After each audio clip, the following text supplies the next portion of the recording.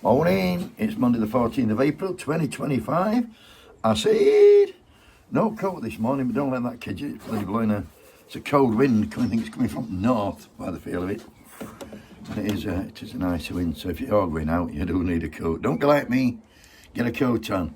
I'm going to talk about Scunthorpe Steelworks today. Yesterday, Laura Koonsberg hosted a party political broadcast on behalf of the Reform Party, and she had Nigel Farage on there.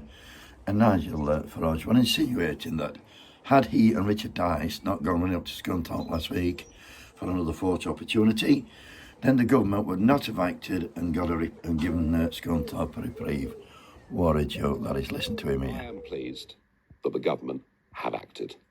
I do wonder if Tice and I had not been there on Tuesday, whether they would have done, but they have, and there's a reprieve. The man's a nut job. Anyway, the Labour MP for Scunthorpe, Nick Dakin, he had this to say. Those people turn up, they were never here in the past. They turn up with their easy solutions, their flag waving, but frankly, they are not friends of this business. They are people trying to take advantage of a crisis, and people need to be very careful about getting into bed with them. You're talking about Farage? I'm talking about anybody who comes up with easy answers that has been seen nowhere until just now. So were you surprised when he turned up the other day and called out for the nationalisation of this business?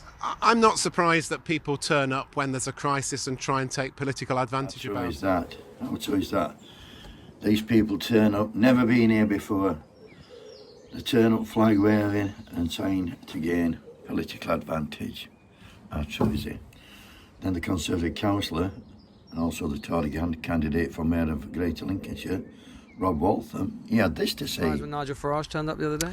No, Nigel likes to come for a picture, so why wouldn't he come for a picture? You think that's all it was? Well, I mean, he's never been before. I've been the council leader here for 8 years. He's never contacted me and said, look, Rob, I want to know what the issues are in the steel industry. What would this do? You know, and I'm a council leader that has been in charge of the council here for a long time, so he's never been in touch with me on that issue. So Nigel loves a picture. He's never been anywhere near before.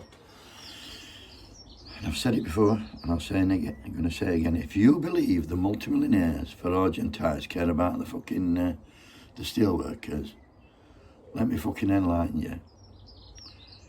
The 8 unions, they voted against improving workers' rights. They absolutely, that Tice were even wearing a fucking union badge, could you believe that? I'll tell you something, if there were no local elections coming up, there'd have been nowhere near fucking Scunthorpe, mark my words.